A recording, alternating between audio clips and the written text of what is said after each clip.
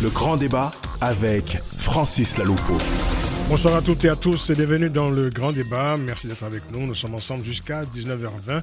L'émission est en direct, bien sûr. Vous pouvez nous appeler pour participer à cette émission, nous faire part de vos commentaires sur la crise en cours au Togo depuis 10 mois maintenant. Le numéro de téléphone donc, le 01 55 07 58 00 depuis la France ou le 00 33 1 55 07 58 00 depuis d'autres pays dans le monde. Vous pouvez bien sûr intervenir en direct sur notre page Facebook, facebook.com/le grand débat. Africa numéro 1, le grand débat, Francis Laloupo. Une crise sans issue au Togo, 10 mois après le déclenchement d'une nouvelle crise politique dans ce pays. Le dialogue intertogolais destiné à produire des solutions demeure toujours suspendu. Et face à cette situation, les regards sont désormais tournés vers la CEDEAO, la communauté économique des États d'Afrique de l'Ouest, pour initier les conditions d'une relance de ce dialogue sous l'égide des facilitateurs de l'organisation régionale. En attendant le sommet des chefs d'État et de gouvernement de la CEDEAO, prévu en ce mois de juin, des émissaires de la CEDEAO et des facilitateurs ghanéens et guinéens ont rencontré samedi dernier à Lomé des délégations du parti présidentiel Unir Togo et de la coalition des 14 partis de l'opposition afin de mettre en place un nouveau cadre de discussion entre les protagonistes. Mais comment envisager un nouveau round de dialogue alors même que chacune des parties campe sur ses positions et comment dépasser un dialogue de sourds qui a conduit à l'enlisement de cette crise togolaise? Réponse avec nos invités dans ce grand débat. L'émission est réalisée par Hélène Bizio. Africa numéro 1, le grand débat. Vous trouvez également le grand débat sur facebook.com/le grand débat. Nos amicales salutations à tous ceux qui nous écoutent aux quatre coins du monde, en Europe, en Afrique, aux Amériques, notamment aujourd'hui à Lomé, à Dakar, à Lubumbashi, à Washington DC, à Édimbourg ou encore à Montréal et peut-être quelque part à Dublin d'ailleurs, parce qu'il y a un auditeur togolais très fidèle à Dublin. Et également ceux qui nous écoutent aujourd'hui à Cotonou ou encore à Douala. Bienvenue à nos amis sur Facebook et comme promis hier, un bref retour sur les messages qui nous ont été envoyés hier par quelques auditeurs pour l'émission consacrée à la présidentielle au Mali, présidentielle donc dans le premier tour se tiendra le 29 juillet prochain. Message notamment de William Clément Mananga qui nous disait ceci hier: n'y a-t-il pas trop de candidats pour cette élection présidentielle? Pourquoi tant de candidatures? Les opposants africains commettent les mêmes erreurs en défiant le pouvoir, chacun dans son coin avec son petit peuple. En ce qui concerne la répression contre les manifestants, pas les forces de l'ordre, je ne suis pas étonné, puisque c'est le système de nombreux pouvoirs en Afrique. Ibrahim Boubacar Keïta, le président, a déjà gagné ces élections puisqu'il maîtrise les institutions. Le Mali n'est plus une démocratie. C'est signé William Clément Mananga. Et également, autre message de Moussa Touré qui nous disait hier, qui nous écrivait: Ibeka n'a qu'un seul bilan derrière lui, la déception du peuple. La population est laissée pour compte. Aucune de ses promesses n'a été tenue. La lutte contre la corruption et l'insécurité est tombée dans les oubliettes. Ibeka doit renoncer à briguer un second mandat pour le bien-être social. Ça, c'était signé Moussa Touré, oui. Et bon, Mahamadou, un dernier message. Mahamadou Sangaré, qui nous écrivait hier: la crise sécuritaire au Mali s'est aggravée ces 5 dernières années. Elle touche à présent le centre et une partie du sud. Que dire par ailleurs de l'expansion de la corruption, de l'injustice, de la dégradation de la santé, de l'éducation? Le Mali était au bord du gouffre à l'arrivée d'Ibeka au pouvoir. La situation s'est encore aggravée. Alors oui, il a le droit de se représenter, mais vu son bilan, il serait préférable qu'il laisse sa place pour le bien-être du Mali. C'est signé Mahamadou Sangaré. Donc c'était quelques messages qui nous sont parvenus hier au cours de l'émission consacrée à la présidentielle au Mali. Merci d'être avec nous et bien sûr nous envoyons toujours une pensée très forte à nos amis du Burundi. Le grand débat, analyse, décryptage, coup de gueule, commentaires. Le grand débat sur Africa numéro 1. Une crise sans issue au Togo alors que reprennent demain les des manifestations de l'opposition togolaise. Nous allons faire le point dans cette édition sur cette crise politique déclenchée dans la rue en août dernier. Comment est-on passé de cette vague de contestation populaire à l'enlisement? Pour en parler avec nous, nous recevrons au téléphone depuis Lomé Godwin Tété, historien, ancien haut fonctionnaire des Nations Unies, membre de l'ANC, c'est l'Alliance nationale pour le changement, parti de l'opposition. Godwin Tété, bonsoir, vous êtes avec nous? Bonjour, comment ça va? Ça va bien, Godwin Tété, merci beaucoup d'avoir accepté notre invitation. Et au téléphone avec nous également depuis Berlin, Nicodème Abia. Nicodème Abia, bonsoir. Bonsoir. bonsoir, comment vous allez? Ça va bien, merci. Merci d'être là. Nicodème Abia, vous êtes président du Parti des démocrates et membre de la coalition des 14 partis de l'opposition, la C14. Vous êtes actuellement en tournée d'ailleurs en Europe pour sensibiliser l'opinion à la crise en cours au Togo. Alors, on va parler de cette rencontre samedi dernier à Lomé, d'une commission de la CEDEAO qui a rencontré à Lomé la délégation du parti présidentiel Uni au Togo et de la coalition des 14 partis de l'opposition pour l'organisation de la suite du dialogue politique dans le pays. Alors, dites-moi, Nicodème Abia, avant d'organiser un nouveau round de dialogue, pourquoi on ne prévoit pas de se pencher d'abord sur les causes qui ont amené à la panne du dialogue, ce dialogue qui a démarré puis qui a été très vite interrompu en février dernier? Merci beaucoup, merci pour cette occasion que vous me donnez pour parler de la situation que nous vivons actuellement au Togo. Oui, évidemment, la CEDEAO nous a rencontrés le samedi passé. Et elle a rencontré l'opposition, la C14, et le parti UNIR RPT. Pour répondre à votre question, vous savez, la revendication du peuple togolais est claire. Le retour à la Constitution de 92. Oui. Sans le retour à la Constitution de 92, nous n'aurons jamais aucune élection libre et transparente au Togo. Donc, nous avons gardé notre position. Notre revendication est claire. C'est la raison pour laquelle nous serons encore dans la rue à partir de demain. Donc, le peuple togolais, la coalition des 14 partis, a gardé sa position. Et c'est ce que nous avions dit aux facilitateurs. D'accord. Est-ce qu'on a été rejoint par Kofi Niazozo ou pas? Est-ce qu'on l'a au téléphone? Est-ce que Hélène m'entend pour me dire si Kofi Niazozo est là? Kofi Niazozo, vous êtes avec nous? Oui, je suis avec vous, monsieur. Très bien. Alors, merci d'être là. Vous êtes juriste et membre de CODI Togo, la coalition de la diaspora pour l'alternance et la démocratie. Je vous pose un peu la même question parce que on va donc essayer de relancer le dialogue au Togo. C'est à cela que s'attelle la CEDEAO. Je posais la question il y a quelques instants à Nicodème Abia. Avant de relancer le dialogue, pourquoi ne se penche-t-on pas sur les causes qui ont amené à la panne de ce dialogue il y a quelques mois? Déjà, encore faudrait-il que la panne, ou en tout cas les causes de cette panne, soient connues de toutes et tous. On peut au moins essayer de les identifier, au moins. C'est une méthode qui me semble plus rationnelle que de relancer un dialogue sans avoir pris en compte les raisons pour lesquelles il a été interrompu. Oui, évidemment. Après, d'aucuns peuvent l'expliquer par un problème d'agenda surchargé du facilitateur. Maintenant, il est clair que la CEDEAO a pris en main le dossier et il me semble qu'il y a de la mauvaise foi de part et d'autre.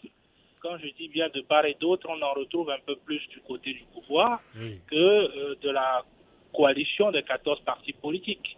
Puisque, visiblement, les mesures d'apaisement n'ont jamais été satisfaites, comme annoncé en début de dialogue. Le processus électoral semble être amorcé par le pouvoir en place.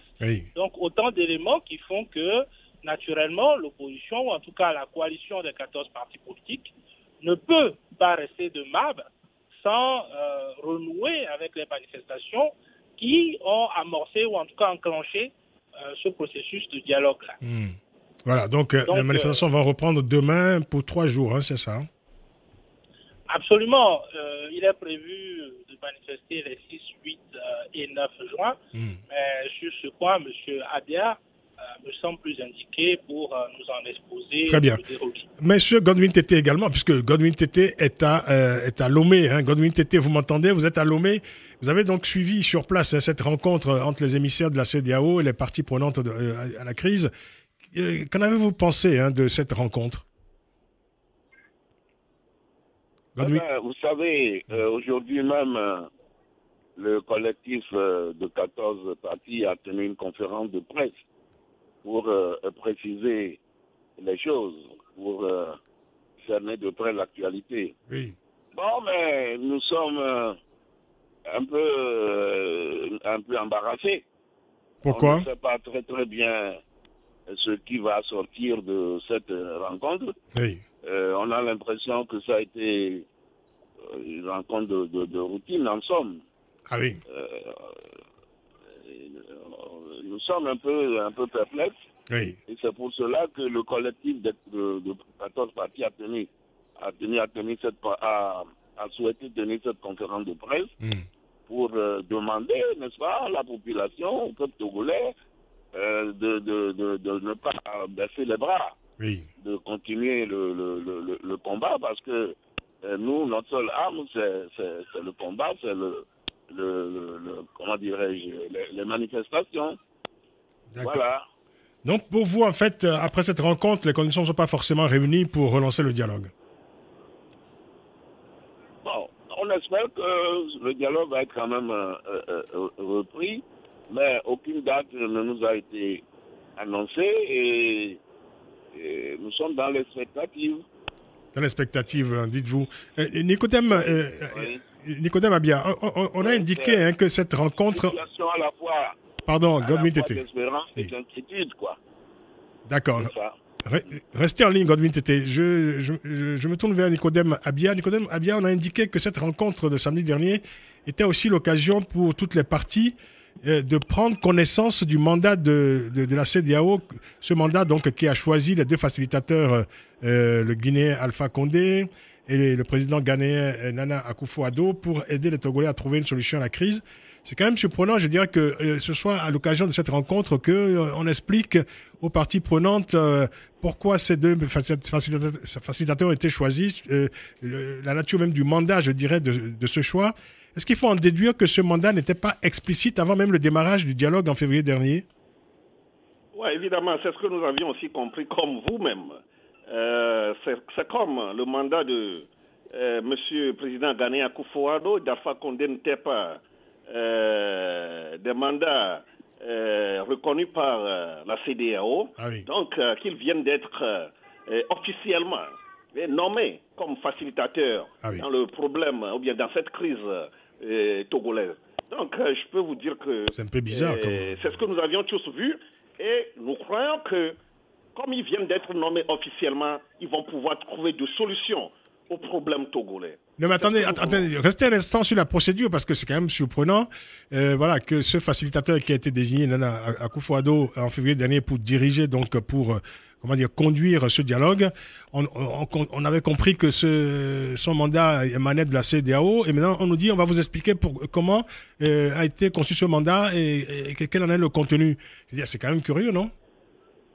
Ouais, bon, nous on n'a pas été surpris, parce que vous savez qu'arrivé à un moment, Akufo-Addo a été embêté par le comportement de l'autre groupe, je voudrais dire le RPT Unir, qui ne respectait pas du tout tout ce que demandait le facilitateur. Comme vient de le dire le joint Godwin Tété, si j'ai bonne mémoire, le RPT n'a rien respecté. Le RPT, c'est le RPT qui pose des problèmes. Je crois que c'est Nyazozo qui l'a dit.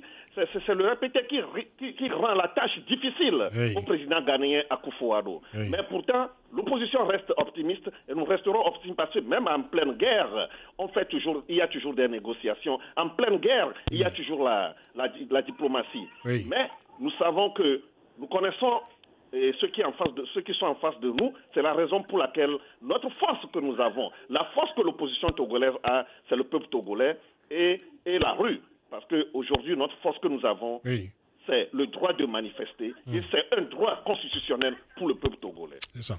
Kofi Nyazozo, si je comprends bien, finalement, en attendant la reprise hypothétique d'un dialogue, c'est le rapport de force qui continue entre le pouvoir et l'opposition.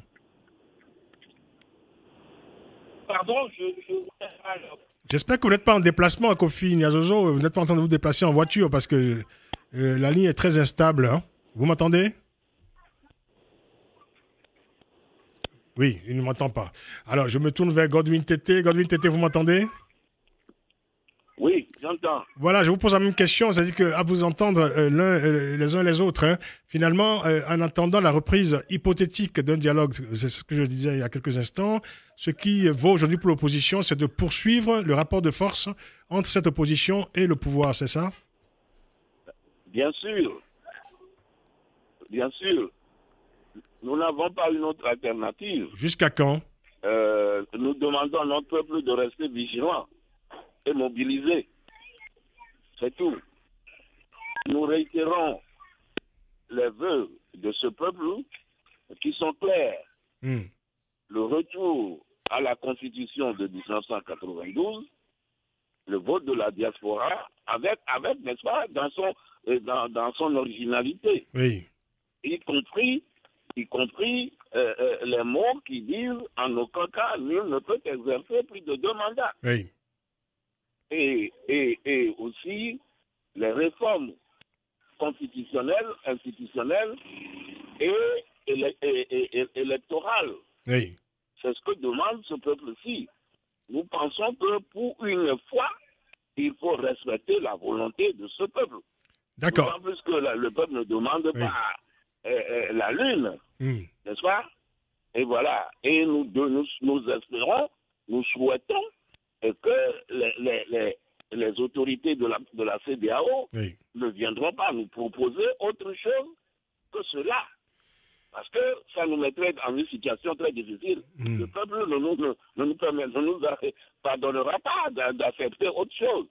Ici, quand on dit que quand j'ai des démangeaisons dans le dos, il ne faut pas qu'on me demande de gratter la poitrine. C'est ça. Vous voyez? C'est ça. Restez avec nous, Godwin Tété. On va marquer une pause pour la publicité. On revient dans 2 petites minutes pour reprendre le cours de ce débat consacré à la crise togolaise.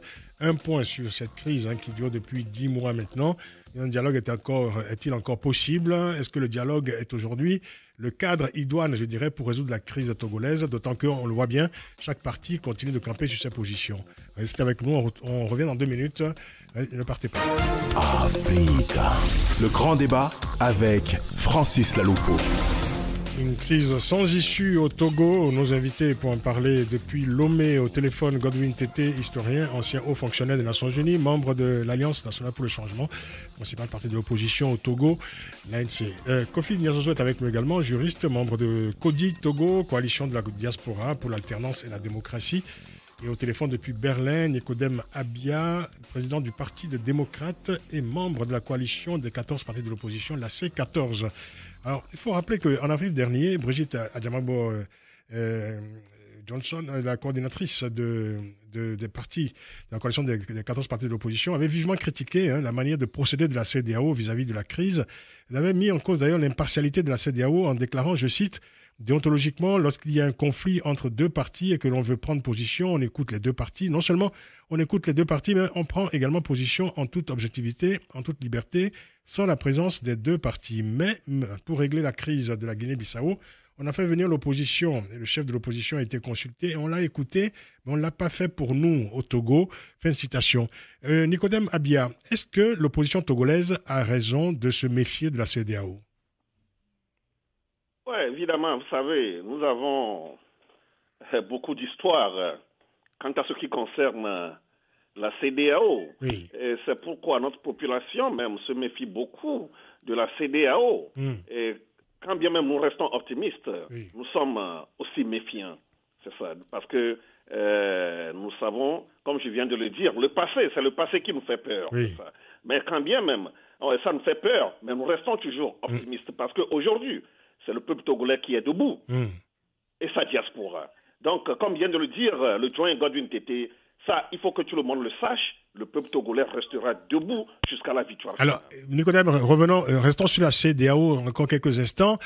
Pourquoi, dans le cas du Togo, on se méfie autant de la CEDEAO, alors même qu'on a pu faire confiance à la CEDEAO quand elle a eu à résoudre certaines crises récemment?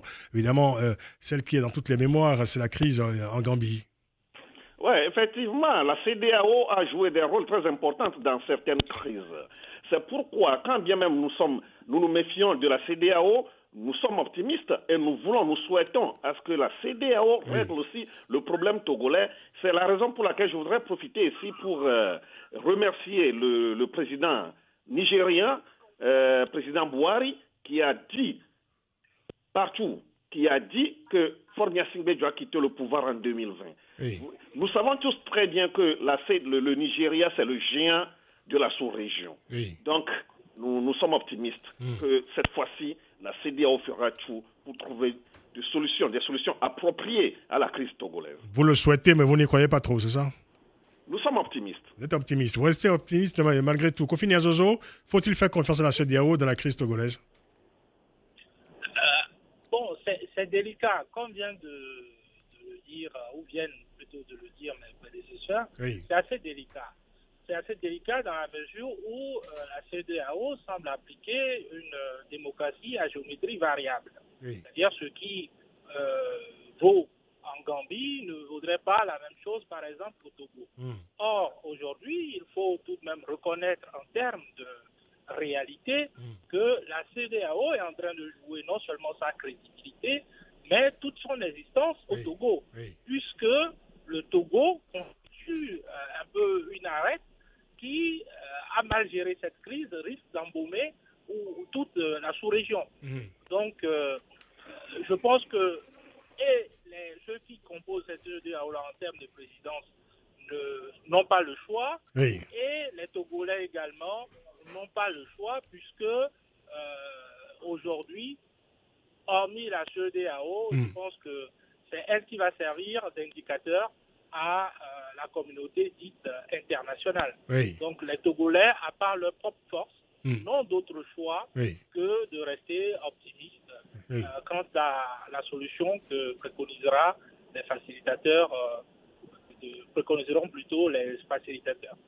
La CEDEAO qui essaie donc de relancer le dialogue inter-togolais. Godwin Tété, au fond, qu'est-ce que vous attendez exactement de la CEDEAO? Parce que on voit bien que voilà, tout le monde s'en remet finalement à cette organisation régionale. Que peut encore faire la CEDEAO à part confier de nouveau, une fois encore, le dossier à des facilitateurs? Je n'ai pas bien compris. Je dis, que peut faire de plus la CEDEAO à part confier une fois de plus le dossier à un facilitateur ou à des facilitateurs? Pourquoi vous demandez pourquoi? Je dis, mais au fond, ça veut dire que qu'est-ce que vous attendez exactement de la CEDEAO? Parce que peut faire la CEDEAO à part vous proposer une fois de plus des facilitateurs? Nous attendons tout simplement que la CEDEAO, n'est-ce pas, rende justice à ce peuple-là. Une situation. D'ailleurs, quand on parle de crise, c'est une espèce d'euphémisme. C'est une situation qui dure depuis il y a plus de 50 ans. N'est-ce pas? Pratiquement, ce que moi j'appellerais la question ou l'affaire togolaise date du 13 janvier 1963. Le jour de l'assassinat de Sylvanus Olympio.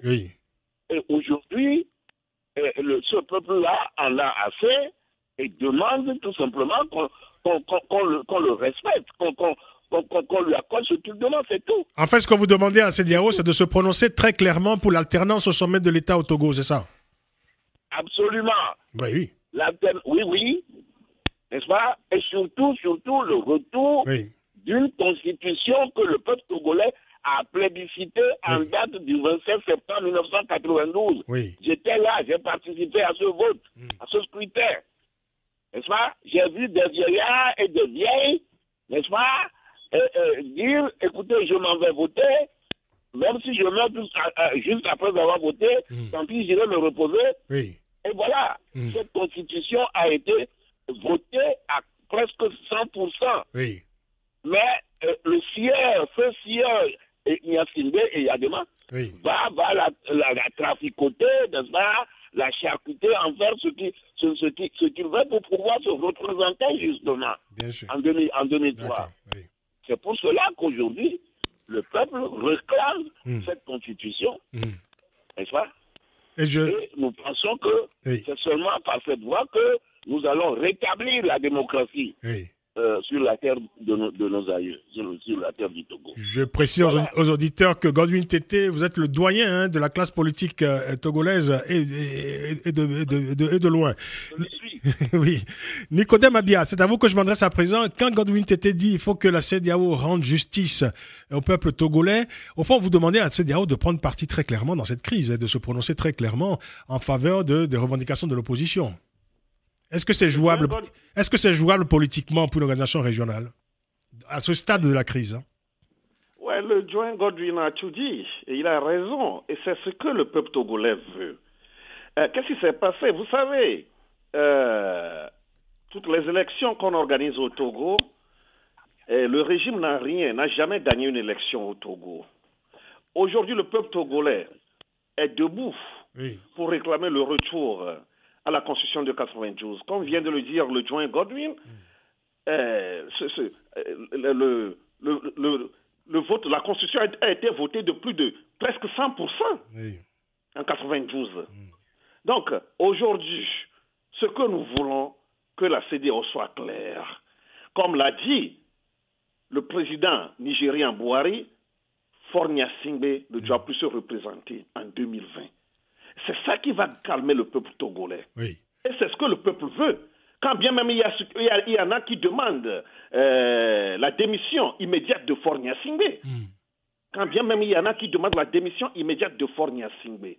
Mais la majorité, ou bien une partie aussi, comme l'a demandé, comme l'a dit le président Buhari, Fornia Singbe ne peut plus se présenter parce qu'il a déjà fait 2 fois, même sans gagner les élections. Il s'est imposé au peuple togolais. Et aujourd'hui, Fornia Singbe veut aller loin, plus loin que son papa. Il veut même achever notre constitution. C'est ce que veut faire Fornia Singbe. Il veut en finir avec notre constitution. Et le peuple togolais dit non. On va continuer à analyser quand même la nature de la crise. Kofi Nyazozo, vous m'entendez? Bonjour, monsieur Lalou. Voilà, donc il y a un mouvement qui a été déclenché en août dernier, le 19 août 2017. Une vague de contestation, un mouvement que on considère dans un premier temps comme un mouvement insurrectionnel. Et puis finalement, on a assisté depuis des mois à des marches de l'opposition, à des manifestations. Et voilà, je me souviens avoir posé la question plusieurs fois à des acteurs politiques de l'opposition pour dire est-ce qu'il s'agit d'une insurrection populaire? Et à chaque fois que je disais le mot insurrection, les opposants sursautaient en disant ne parlez surtout pas d'insurrection, on en est simplement à un mouvement de contestation. Alors aujourd'hui, 10 mois plus tard, est-ce qu'il s'agit d'un mouvement de contestation? Est-ce qu'il s'agit d'une vague révolutionnaire? Est-ce que l'opposition peut assumer tout simplement, je dirais, la notion même d'insurrection? Parce que vous pourrez marcher évidemment pendant 10 ans encore, le pouvoir restera en place. Hein. Oui, à l'évidence. Il est clair que la réponse à cette question, il faut en premier lieu à l'opposition. Mais pour autant, ce qu'il faut savoir, c'est que le peuple, ou en tout cas les revendications, ne s'inscrivent pas dans une vague contestataire. À tout le moins, ça vise tout simplement à démettre M. Gnassingbé du pouvoir, ou alors à instaurer les conditions qui puissent permettre d'avoir des élections transparentes et donc une alternance politique au sommet de l'État. Un mouvement qui veut démettre un chef d'État, ça s'appelle un mouvement insurrectionnel. Oui, bien sûr, c'est ce que je vous dis. D'accord. Ce que je dis là, je pèse bien mes mots. Mais le pouvoir dans la négociation, vous pourrez vous répondre qu'il s'agit d'un coup d'État. Une tentative en tout cas. Une tentative de coup d'État. Un coup d'État, c'est mené par les militaires en premier lieu. Lorsque le peuple souhaite se saisir de sa souveraineté, il ne me semble là qu'on puisse parler d'un coup d'État. En tout cas, je pense que M. Fornia Singbe sait mieux que quiconque ce dont on parle lorsqu'il s'agit d'un coup d'État, puisque c'est ce qui l'a mené au pouvoir et c'est ce qui aujourd'hui pose un problème tant moral, juridique que politique. Donc à partir de là, il faudrait qu'ils comprennent que la vague de contestation, hier, s'étendait seulement à Lomé, mais aujourd'hui, on parle du Togo. Et donc dès lors, il est normal que le peuple debout cherche donc à reconquérir sa souveraineté confisquée par une minorité. Ça s'appelle un mouvement insurrectionnel. Nicodème Abia, est-ce que vous assumez le fait qu'il s'agit désormais d'un mouvement insurrectionnel ou pas? Vous savez, je ne vais pas... comment dirais-je? Je vais répondre directement à cette question. S'il vous plaît. Vous savez, nous avons en place de nous un dictateur. Comme vient de le dire Nyazozo, c'est seulement le coup d'État que nous ne pouvons pas faire parce que c'est les militaires qui font le coup d'État. Mais tous les restes que nous pouvons faire pour faire partie Fornia Singbe, nous pouvons le faire. Si le peuple togolais se lève, pour faire partie Faure Gnassingbé, c'est raisonnable. Parce que je ne l'appelle pas chef d'État ni président parce qu'il n'a jamais gagné une élection. Alors, je vous pose la question. Pourquoi vous demandez à nouveau un dialogue alors? Compte tenu de ce que vous me dites là, je veux dire que le dialogue n'est plus un cadre, je veux dire, pour négocier quoi que ce soit avec le pouvoir en face. C'est un pouvoir que vous rejetez catégoriquement. Vous savez très bien que ce n'est pas l'opposition qui a demandé le dialogue. Oui, mais l'opposition s'y est prêtée. L'opposition s'y est prêtée, néanmoins. Oui, mais vous savez, on ne peut pas refuser une invitation, surtout d'une organisation internationale. Mais dès lors que vous acceptez un dialogue, ça veut dire que vous êtes ouvert à un compromis. Pas du tout. Nous devons accepter les dialogues pour écouter, pour se parler. Un dialogue, ce sont des pourparlers, des négociations qui aboutissent généralement à des compromis. Alors si vous ne voulez pas faire de compromis, et pourquoi vous continuez à demander un dialogue dans ce cas-là? Pourquoi vous n'assumez pas jusqu'au bout un mouvement insurrectionnel? Nous continuons jusqu'au bout, nous irons jusqu'au bout, c'est ce que vous devez savoir. C'est pourquoi nous avons encore appelé le peuple dans la rue à partir de demain. Oui. Nous allons garder notre position, parce que nous connaissons ceux qui sont devant nous. D'accord. Oui, je vous écoute. Donc, pour vous dire, comme je viens de le dire, Faure Gnassingbé n'a jamais gagné une élection et nous ne pouvons jamais faire confiance à ce régime. Oui. C'est la raison pour laquelle nous nous battons pour avoir des réformes avant n'importe quelle élection au Togo. Oui. Très bien. Nicodème Abia, je l'avais dit en début d'émission, vous êtes membre de la coalition des 14 partis de l'opposition. Vous êtes actuellement en tournée en Europe pour sensibiliser l'opinion donc à la crise en cours dans votre pays. Vous nous direz après la publicité à qui s'adresse exactement cette campagne de sensibilisation. Ne partez pas, on se retrouve dans 2 minutes. Africa. Le grand débat avec Francis Laloupo.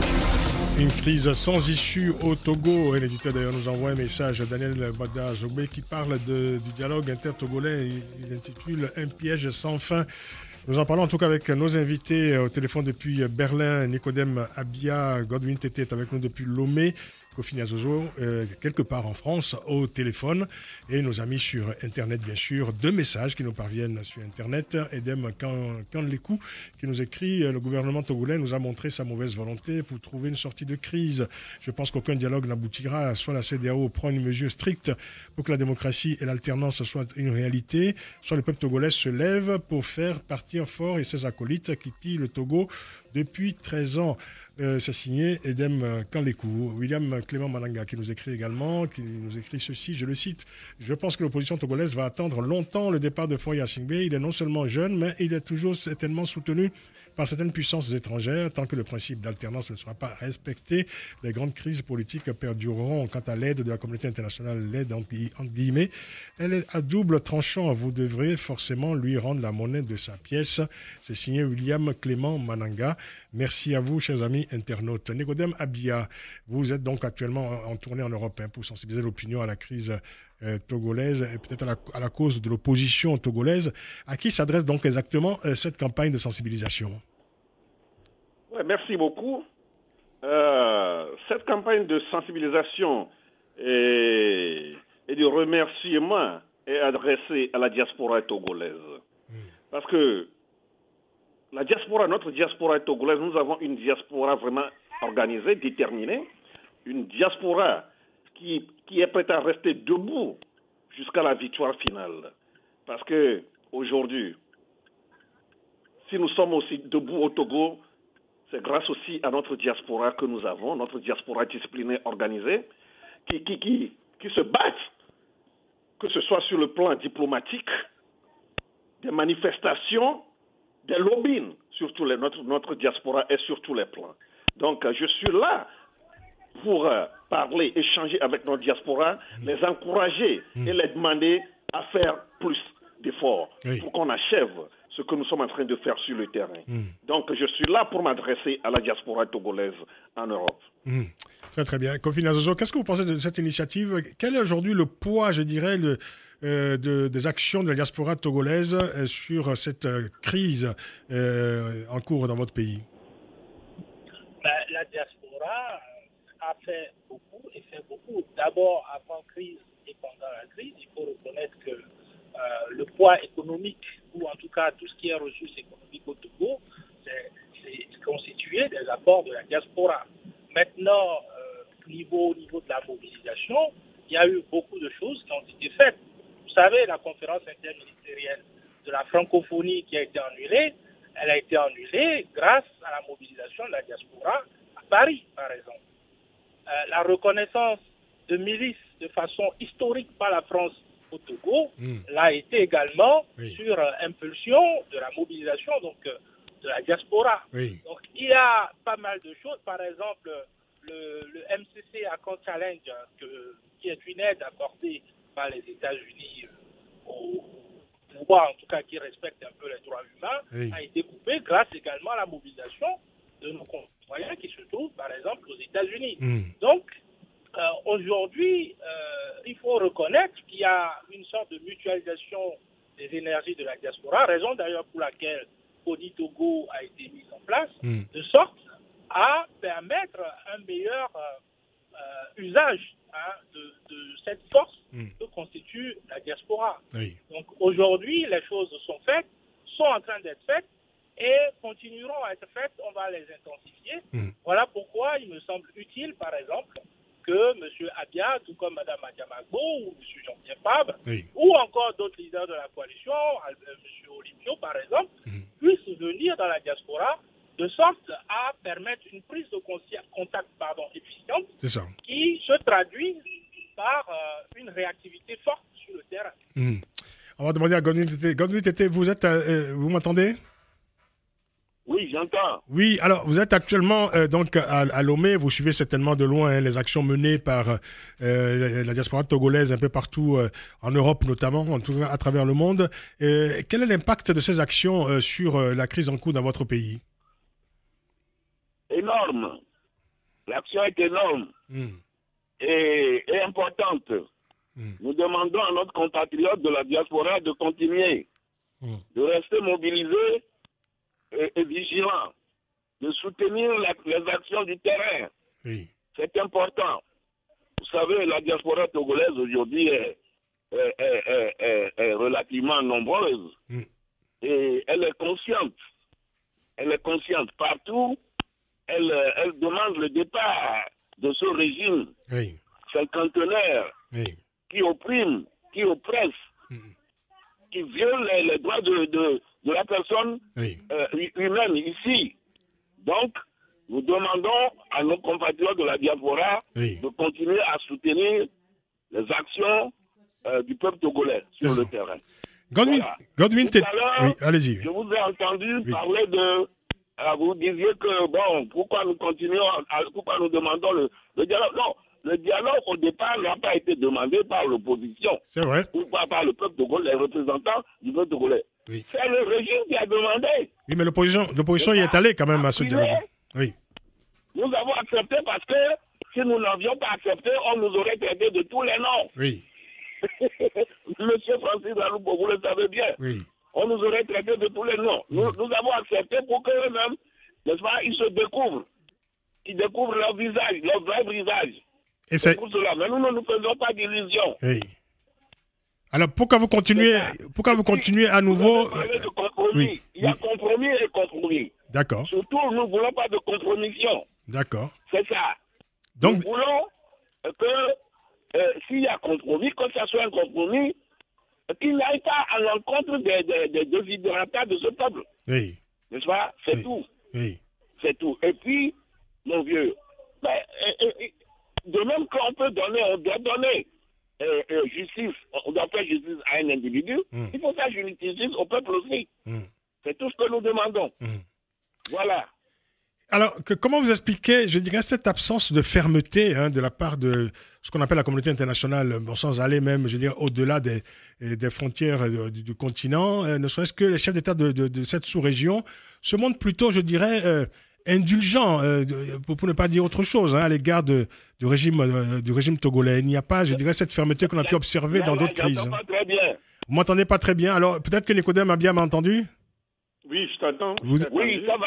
Oui, alors, Nicodème, vous pouvez peut-être répondre à la question. Cette absence de fermeté, je dirais, de la part de certains chefs d'État de cette sous-région à l'égard du régime en place, on a l'impression qu'il y a quand même une forme, je dirais, de de soutien, en tout cas, je dirais, d'indulgence, en tout cas, à l'égard du régime togolais, qui, quand même, je veux dire, peut compter encore aujourd'hui sur de nombreux soutiens. Tout simplement parce que, et là aussi, vous le savez bien, beaucoup d'entre eux veulent aussi rester au pouvoir ad vitam aeternam. Pas en Afrique de l'Ouest, forcément. Ils ont le courage de dire, n'est-ce pas, à leur père, à leur jeune frère, pour ne pas dire à leur fils, ça suffit comme ça, exécute les vœux du peuple togolais. C'est tout.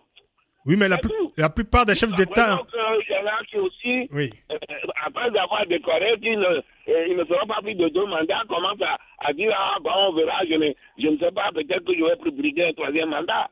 Comment voulez-vous que ces gars-là, c'est le courage de dire, franchement, honnêtement, à M. Faure Gnassingbé, que ça suffit comme ça. Voilà. Et pourtant, Godwin Tété, vous continuez à compter sur eux pour rendre justice, comme vous disiez, au peuple togolais. Écoutez, ou bien ils rendent justice à ce peuple, ou bien, bon, s'ils ne rendent pas justice, mais le peuple lui-même cherchera à se libérer. Nous ne sommes pas les premiers sur cette terre à avoir agi ainsi. Les révolutionnaires français de 1789 avaient fini par liquider la royauté. Ça s'est passé en Angleterre avant, en Amérique, un peu partout, n'est-ce pas? Nous comptons d'abord sur les actions concrètes, sur la mobilisation, n'est-ce pas, de notre peuple. Très bien, on va marquer... Oui, allez-y. Les gens veulent nous aider, ok. S'ils ne veulent pas, bon, on verra bien. Bon, d'ailleurs, vous nous direz donc, après le Flash Info de 19h d'ailleurs, quel sera l'agenda de l'opposition en cas de non-reprise de ce dialogue, puisque les discussions continuent entre les parties togolaises et la CEDEAO pour essayer de trouver les voies et moyens pour relancer ce fameux dialogue. Et s'il n'y avait pas de dialogue du tout, mais que ferait l'opposition? Quel serait son agenda au cours des prochaines semaines? Nous, on aura des réponses, tentatives de réponse en tout cas avec nos invités, Kofi Nyazozo, Godwin Tété et Nicodème Abia, après le Flash Info de 19h qui sera présenté bien entendu par Salah Eddine Gakou qui est déjà dans les coulisses. Ne partez pas, à tout à l'heure, à tout de suite. Africa, le grand débat avec Francis Laloupo. Crise sans issue au Togo, 10 mois après le déclenchement d'une nouvelle crise politique au Togo. Nous faisons le point dans cette édition sur les voies et moyens justement de sortie de crise dans ce pays avec nos invités, Kofi Nyazozo, juriste, membre de CODI Togo, coalition de la diaspora pour l'alternance et la démocratie. Avec nous au téléphone depuis Lomé, Godwin Tété, historien, ancien haut fonctionnaire des Nations Unies, membre de l'ANC, c'est l'Alliance nationale pour le changement, premier parti de l'opposition au Togo. Et au téléphone depuis Berlin, Nicodème Abia, président du Parti des démocrates et membre de la coalition des 14 partis de l'opposition, la C14. Nicodème Abia, face aux émissaires de la CEDEAO au samedi dernier, donc, la coordinatrice des 14 partis de l'opposition, Brigitte Adiamagbo-Johnson, avait indiqué que les réformes constitutionnelles et électorales, celles qu'on évoque depuis le début de la crise, ne seront pas une réponse suffisante au règlement de cette crise. Elle a insisté sur la nécessité de compléter ces réformes absolument par la mise en place d'une période de transition. Alors, quand on parle de période de transition, qu'est-ce que cela signifie exactement?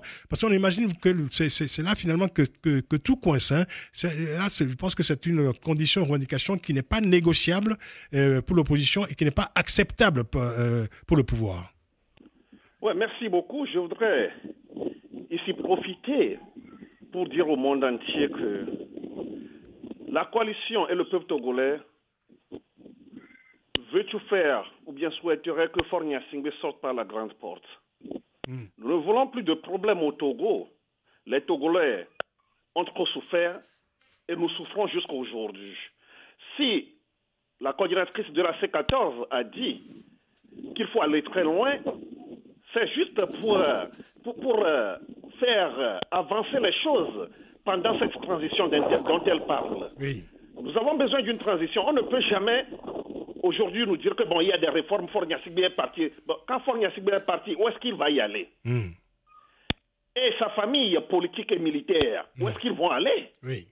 Où est-ce qu'elles vont aller, sa famille militaire et politique? Donc nous avons besoin d'une transition pour aller loin, pour voir comment nous pouvons, comment dirais-je, durablement trouver des solutions aux problèmes togolais.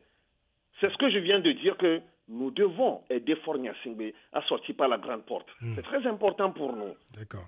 Mais alors, dans vos schémas, hein, dans vos projections, vous, l'opposition, comment s'organiserait donc cette transition et à partir de quand? Non, c'est notre proposition à la CEDEAO et on verra ce que décidera l'organisation sous-régionale. Oui, mais vous avez quand même établi déjà des plans, enfin des projections, parce que si vous proposez une transition, la CEDEAO vous demandera, vous posera la même question que celle que je vous pose. Hein. Comment allez-vous l'organiser cette transition et à partir de quand? Ici, sur le média. Comment vous voyez-vous cette transition? Non, cette transition serait une bonne chose pour le peuple togolais. Oui, mais comment vous la voyez? Comment vous l'imaginez, cette transition? Non, comme je viens de le dire, oui. Nous allons faire cette transition sans Faure Gnassingbé. Donc, c'est une transition sans Faure Gnassingbé? Évidemment. À l'issue de son mandat actuel? Nous voulons que Faure Gnassingbé quitte le pouvoir. Avant la fin de son mandat? Le peuple veut qu'il quitte avant la fin de son pouvoir. De son mandat actuel? De son mandat actuel. D'accord. Donc, il quitterait donc au lendemain du dialogue éventuellement, selon vous? Il devrait quitter? Pourquoi pas? Le problème au Togo, c'est Faure Gnassingbé. Oui. Le problème, c'est lui. Oui. C'est lui à la tête avec l'armée. Une partie de l'armée qui le soutient. Oui. C'est pourquoi nous disons que nous devons faire la transition et amnistier Faure Gnassingbé et sa famille militaire et politique. D'accord. Bon. Alors, Kofi Nazozo, vous êtes avec nous?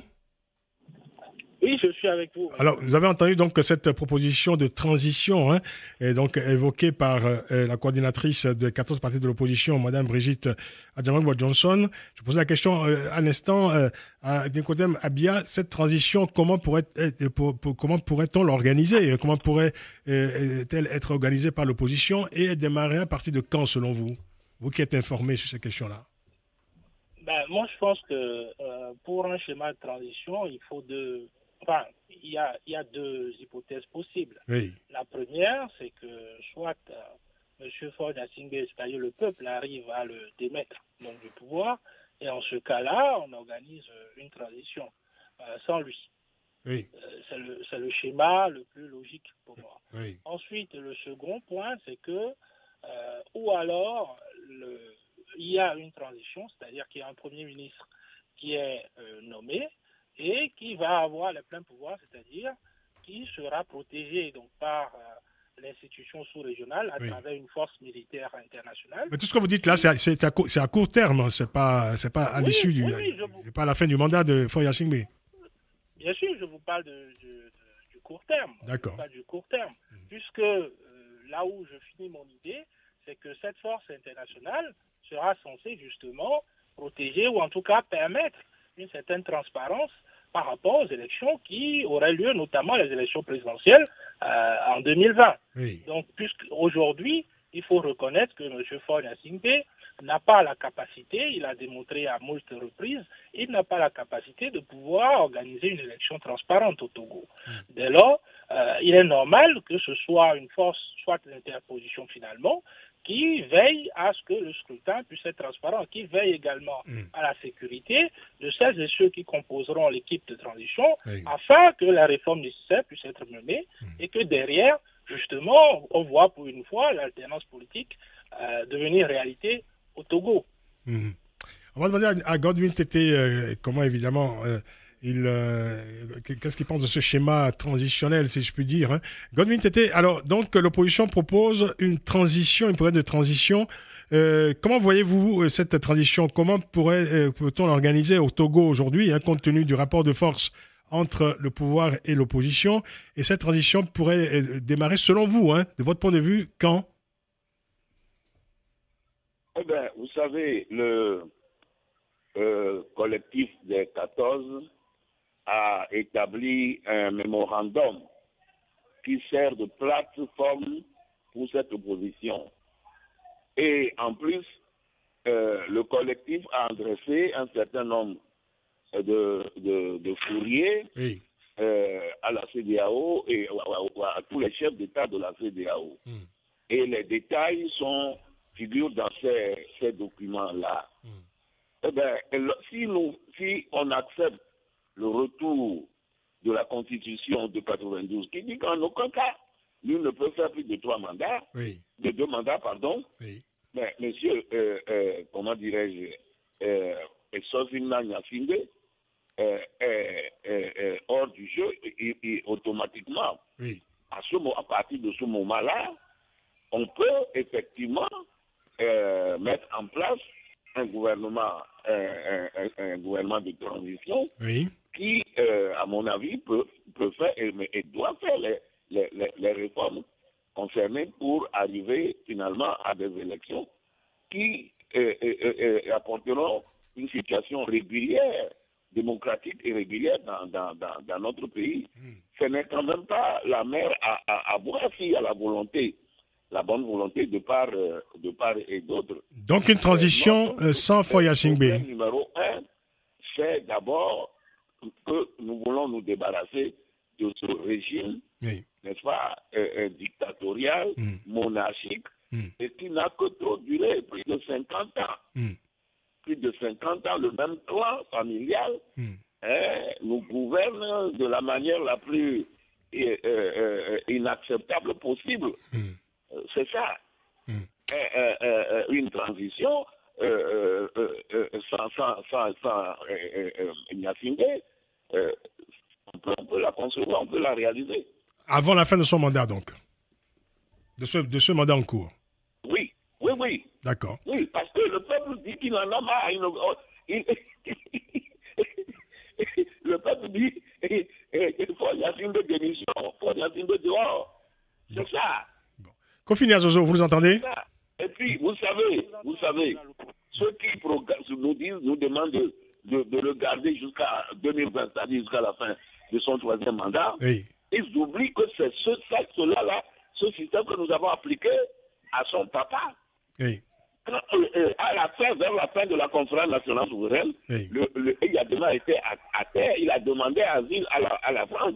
On lui a donné un accord de principe, mais c'est pour d'autres raisons qu'il n'a pas pu. Vous savez, il n'y a au monde rien de plus dangereux qu'un lion blessé mais laissé en vie. Parce que le lion blessé laissé en vie est très, très, très, très dangereux. C'est ça que nous avons fait avec son papa et nous connaissons, nous Togolais, on a vu la suite. Ce qui en est sorti, ce que cela nous a coûté. Nous ne voulons plus cela. Nous voulons nous débarrasser de ce râtelet post-néocolonial une bonne fois pour toutes. C'est ça que nous souhaitons. Un râtelet néocolonial, dites-vous. Godwin, tu étais resté avec nous, Kofi Niazozo. Alors, voilà, entrons dans le concret un instant. Et si jamais ce dialogue reprenait dans les prochaines semaines, voilà, un scénario possible, et que l'opposition amenait, je dirais, à la table des négociations. Un peu plus fort. Si. Alors, Kofi, vous m'entendez? Je vous entends, monsieur Laloupo. Voilà. Alors, on imagine que l'opposition amène à la table des négociations ou à la table des pourparlers cette proposition d'une transition. Comment imaginez-vous la réaction du pouvoir qui, évidemment, rejette déjà catégoriquement cette éventualité? Alors, le pouvoir... La question était pour Kofi Niazozo, s'il vous plaît, Godwin Tété, s'il vous plaît. Kofi Niazozo.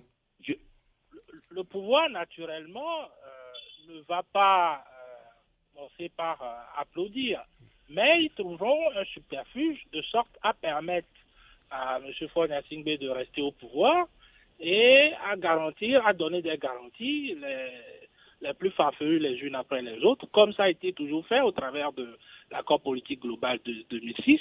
Et puis, ils vont s'évertuer à faire échouer cette transition-là. Puisqu'ils sont très bien au fait, ils savent qu'aujourd'hui, le Togo est une curiosité sous-régionale. Donc, ils vont vouloir, certes, aller dans le sens des préconisations, mais tout en s'assurant derrière qu'ils ont le dispositif nécessaire pour faire échouer cette transition-là. Voilà pourquoi je vous parlais tout à l'heure d'une force d'interposition.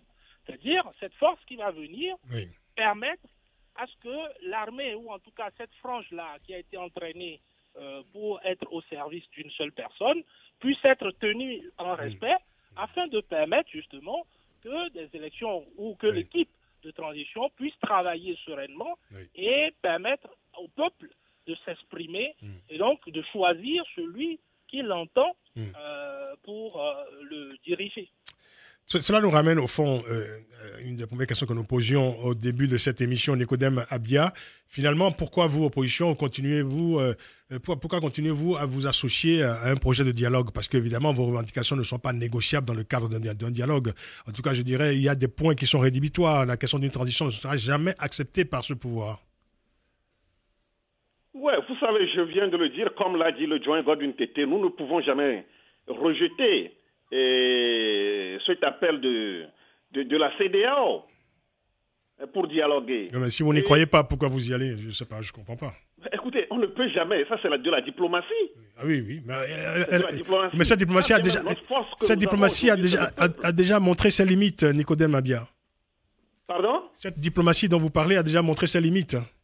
Non, nous devons rester optimistes quand même. C'est la raison pour laquelle la CEDEAO était là le samedi passé. Et si... Nous ne pouvons pas rejeter la CEDEAO. Si nous rejetons la CEDEAO, nous serons traités de tous les noms. D'accord. Et si... Alors, imaginons un instant que ce dialogue reprenne... Pourquoi nous voulons garder notre force sur le terrain, c'est le peuple togolais et c'est la rue. C'est ça notre force. Alors imaginons... Je vous rassure que nous allons rester debout. Le peuple togolais restera debout. Je vous crois. Pour achever ce que nous avons commencé. Imaginons un instant que ce dialogue reprenne et qu'il n'aboutisse pas une fois de plus, qu'il soit interrompu, évidemment qu'il n'aille pas jusqu'à son terme. Vous venez de voir que quel serait le plan le samedi passé, nous avons programmé nos activités. Quel serait le plan B? Le plan B de l'opposition? Je ne peux jamais vous exposer notre plan B. Il y en a un au moins? Ça, vous devez le savoir très bien. Il y en a un? Mais il y en a plusieurs. Il y a B et C, tout ça. Jusqu'au Z. D'accord. Donc c'est vrai que l'opposition, alors je rappelle pour les auditeurs, l'opposition togolaise reprend ses manifestations à partir de demain jusqu'au 9 juin pour la coalition des 14 partis de l'opposition. Ces manifestations visent, je cite, à aider la CEDEAO à prendre en compte les aspirations du peuple togolais. Fin de citation. Nicodème Abia, une dernière question pour vous. Est-ce que ce n'est pas plutôt une manière de signifier, une fois de plus, par ces manifestations, par ces marches, la méfiance de l'opposition à l'endroit de cette organisation régionale de la CEDEAO? Non, bon, écoute, pour notre manifestation, notre stratégie, c'est de rester debout parce que nous nous méfions plutôt de ce régime qui n'a jamais dit, qui n'a jamais respecté ses mots, qui n'a jamais respecté ses engagements. Donc, si nous sommes debout aujourd'hui, ce n'est pas parce qu'on est méfiant vis-à-vis de la CEDEAO, non.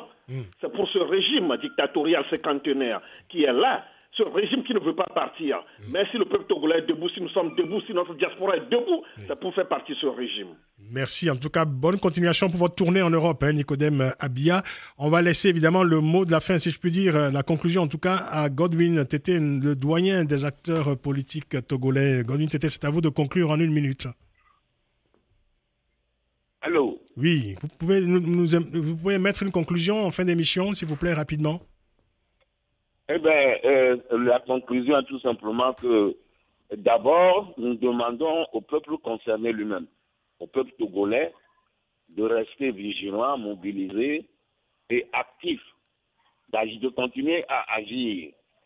J'ai entendu plus d'une fois le mot insurrection. Effectivement, le peuple togolais de guerre lasse, de fil en aiguille, de guerre lasse, s'est lancé dans une véritable insurrection. Ce sont les révolutionnaires de 1789 qui disaient que lorsque le gouvernement piétine les droits d'un peuple, ce peuple et chaque portion de ce peuple, n'est-ce pas, ont le droit et le devoir, le droit sacré et le devoir le plus indispensable de se soulever, de s'insurger. Contre l'oppression. Nous sommes dans cette situation. Et non seulement le petit roitelet togolais, et tous les petits roitelets africains doivent comprendre que leur temps est en train de disparaître. C'est le temps des masses populaires qui arrivent sur la scène. Ils doivent comprendre. Merci. On a vu un certain Djamé, Yaya Djamé, je ne sais pas comment on l'appelle exactement, qui faisait le zigoto. On sait où il est aujourd'hui. Merci. Merci, Godwin Tété. Merci beaucoup. Merci d'avoir participé.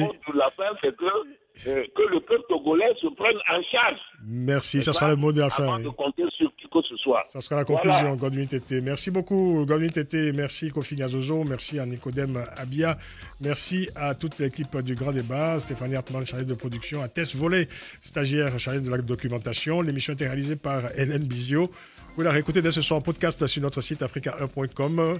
Bonne soirée à toutes et à tous à l'écoute d'Africa numéro 1. Et n'oubliez pas, prenez grand soin de la beauté des choses. Essayez encore et encore. Le Grand Débat avec Francis Laloupeau, c'est également sur africa1.com.